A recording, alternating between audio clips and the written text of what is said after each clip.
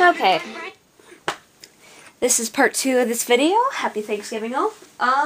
Just trying to pass time until 12 o'clock when I have to actually go to all the events, but I've done all the prep work basically for the second part of this video. Basically I'm going to be showing you guys how to put edges on swords. Basically, I've done the first piece already. As you can see, if I can get the angle right, it's basically putting a slope on the edge of the blade to make it a little bit less box-like when it all comes together. I thought about doing this to the 2 center pieces, but just because of the length of how long this actual blade is, it's going to be really top-heavy, so I ended up using 4 boards instead of 3, so putting edges on the blade from a distance will make it a little bit, I can talk.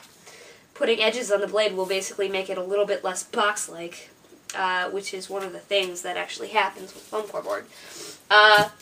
The concept of putting edges, here I'll get a test piece out of the way here.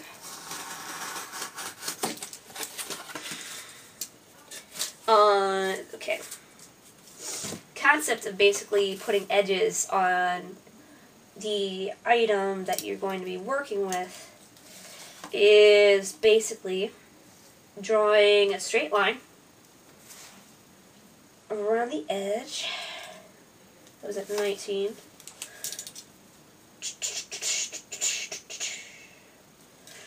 Ignore me. Okay. Basically putting a straight line along the edge of the actual piece that you're working with. And then ignore that. I used the longer blade again, just for the all sinks and purposes. And it's basically cutting the edge along the lip of the foam and shaving down the actual piece.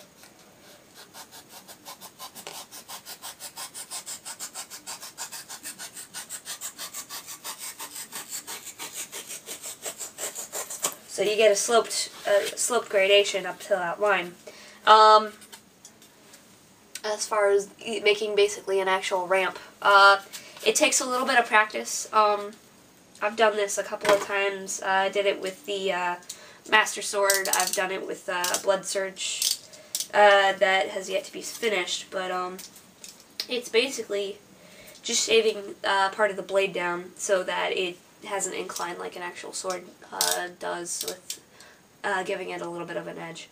One thing you got to remember, after this is done, you have to put some type of primer. As far as just a regular paint, I use just white latex along the actual finish, because if you do any type of spray paint over top of the naked foam, there's a chemical reaction within the aerosols that will actually eat the foam away, so you'll actually lose this clean edge and it becomes this porous mess, which is not fun to fix.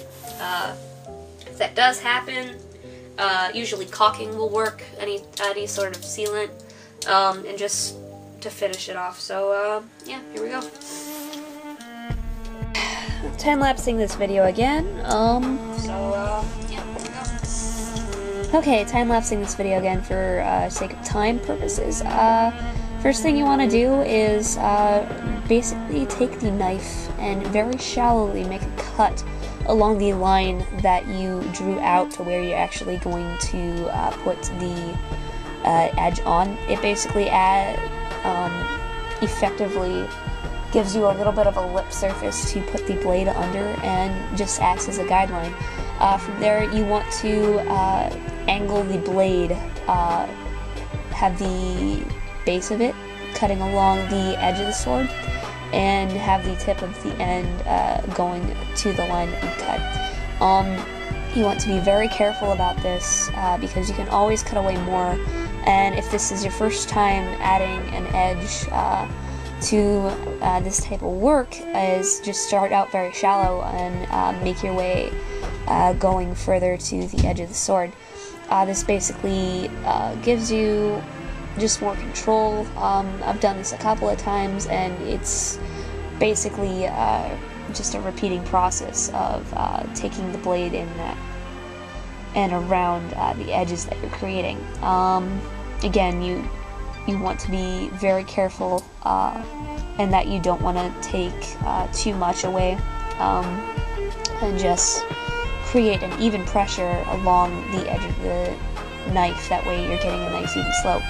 Another thing that you want to do is basically move the knife in a back and forth motion, kind of like a hacksaw as you're cutting.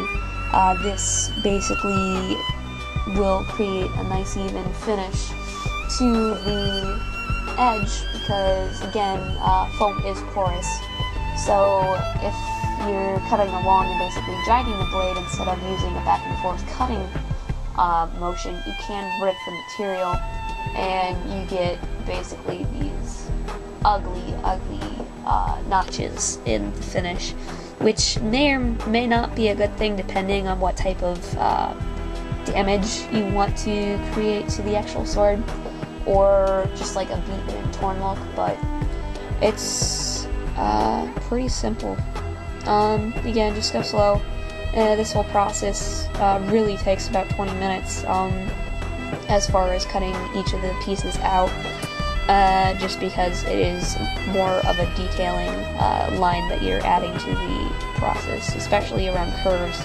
That's one of the bigger issues that I personally have, is the more farther on the line is that you're cutting towards, the more shallow the actual edge is going to be, while if you have a slope that is closer to the edge of the blade, it's going to be a steeper curve. So it's just something to play around with, but other than that, it's just something that you have to learn with practice, plus just time and effort, and go slow.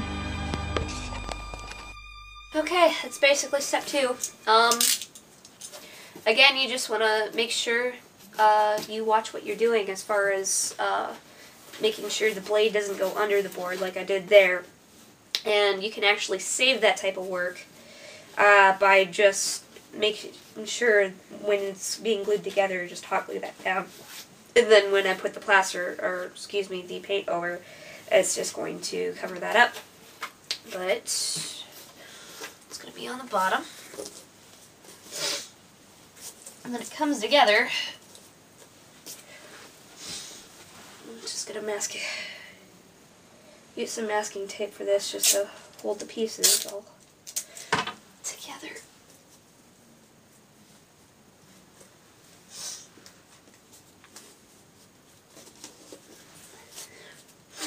When that's going to be together, it does add a little bit of a finish, just so that the pieces look a little bit more like a blade. And the base work is almost done, I think. All that I need to do is build up the hilt and put the handle on it.